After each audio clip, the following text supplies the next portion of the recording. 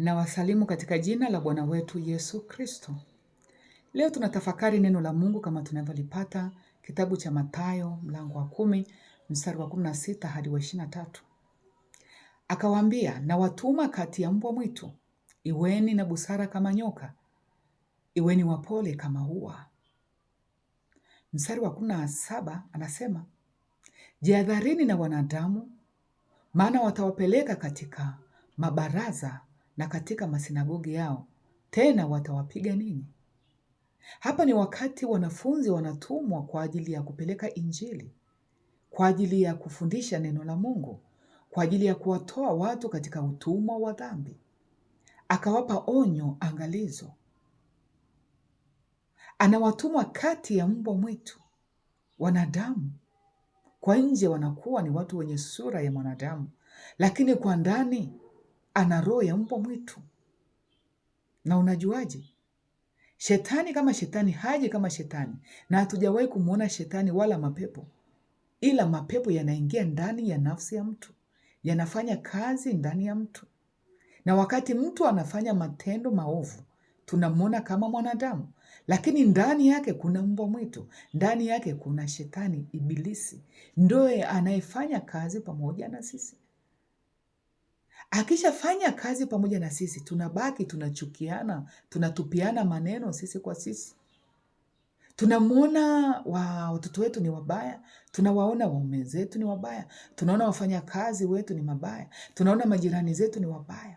Lakini shetani aliona nafasi, aliona mlango uko wazi, akaingia ndani ya nafsi ya mtu, akakaa na akafanya kazi pamoja na yule mtu. Ni vizuri sana wana wa Mungu tujue namna shetani anavyofanya kazi pamoja na sisi. Bwana Yesu akawaambia, na watuma kati ya mbwa mwitu. Kwa nini asiseme na watuma katikati ya wanadamu? Kwa sababu mbwa mwitu ni shetani, anaingia ndani ya nafsi zetu, anatugeuza nia na fahamu na akili yetu, tunafanya kwa matakwa yake.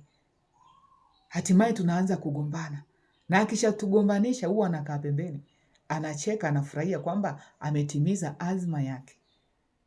Lakini leo hii tunaambiwa tujihadhari na wanadamu. Tusiwe ni watu wa kujieleza sana mbele za watu. Tusiwe ni watu wa kusema mambo yetu ya ndani ya siri kwa watu, kwa sababu hawa watu wanageuka, wanabadilika.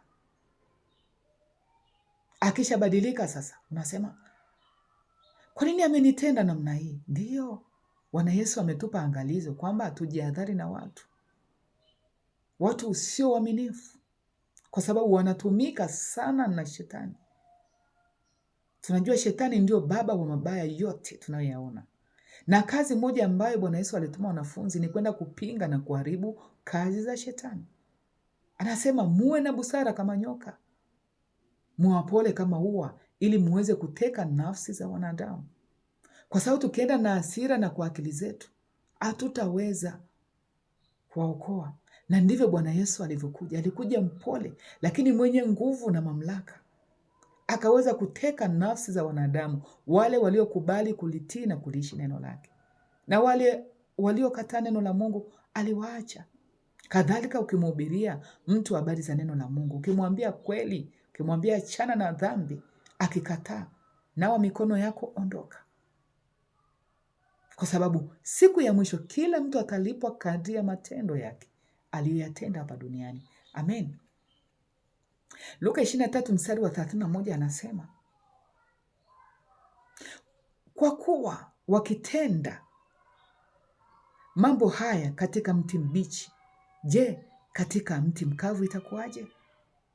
Akimaanisha kama umeweza kumsulubisha mwana wa Adamu, kama wataweza kumua mwana wa Adamu, je, kama sisi ambao hatuna imani, sisi ambao tuko katika ulimwengu huu, tutawezaje kuvishinda vita vya ulimwengu huu?